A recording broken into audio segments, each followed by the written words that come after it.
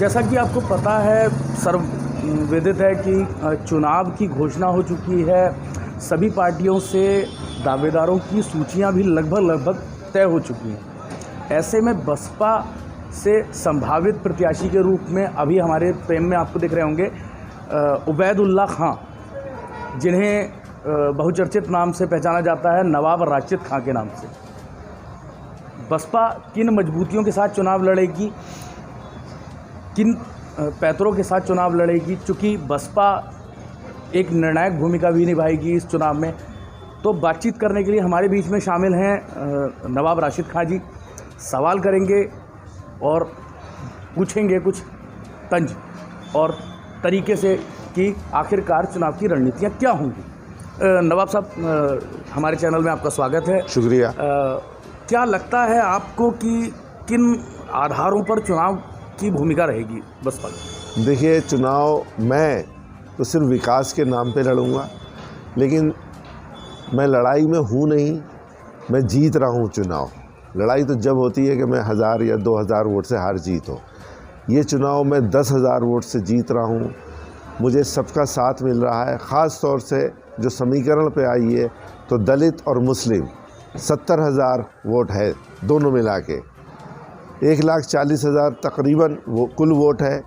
70,000 में मैं अकेला हूँ और जो 3 प्रत्याशी हैं 70,000 में। इससे आप खुद अंदाज़ा लगा सकते हैं कि मैं कितने वोट से चुनाव जीत रहा हूँ। जैसा कि नवाब साहब आपने कहा अभी कि 1,40,000 वोटों का एक समीकरण है, संभावित लगभग आंकड़ा भी यही खुल करके आया है।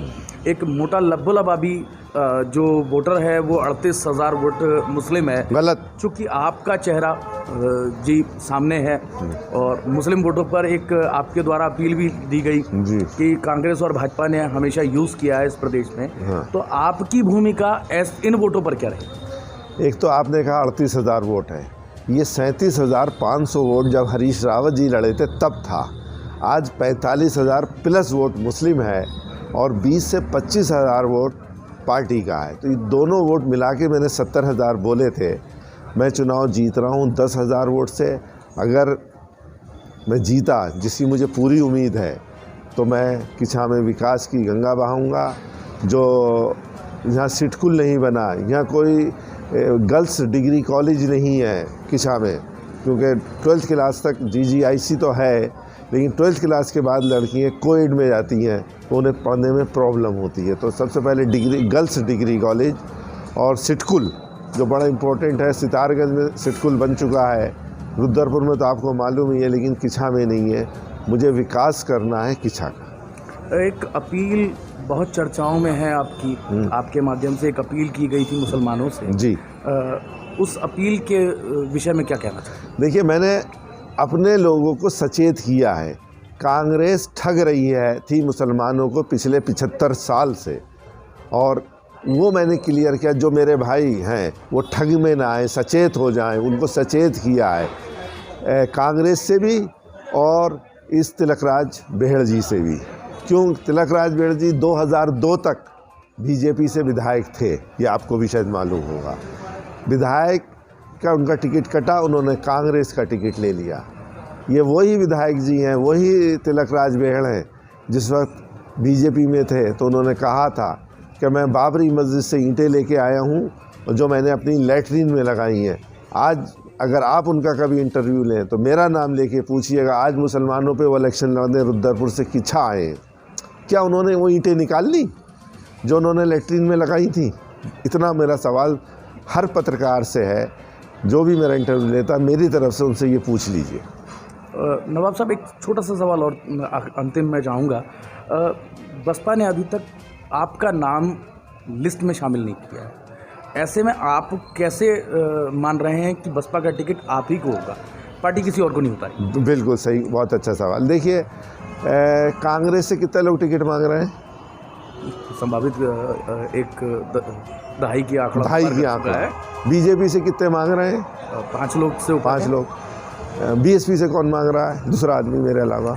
नहीं, आपके अलावा मांग नहीं रहा है, लेकिन पार्टी किसी और को भी तो ला सकती है। नहीं है, जरूरी है क्या कि मुस्लिम चेहरा ही आवश्यक होगा? नहीं, ये तो पार्टी जाने, लेकिन जब कोई मांग नहीं रहा है, एक अकेला मांग रहा हूँ, जितने प्रोग्राम हुए हैं बीएसपी के मैंने किए, आज बहन जी का जन्मदिन भी मैंने मनाया है।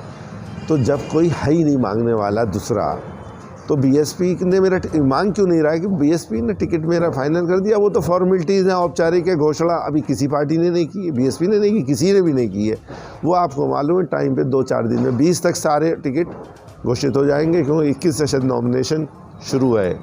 एक संभावना और जाहिर हुई है जी, बसपा के मुस्लिम चेहरे आने के बाद जी, चर्चा है शहर में और भरपूर चर्चा है कि बीएसपी ने टिकट मेरा फाइनल कर दिया। वो तो फॉर्मेलिटीज़ हैं, औपचारिक है, घोषणा अभी किसी पार्टी ने नहीं की है, बीएसपी ने नहीं की, किसी ने भी नहीं की है।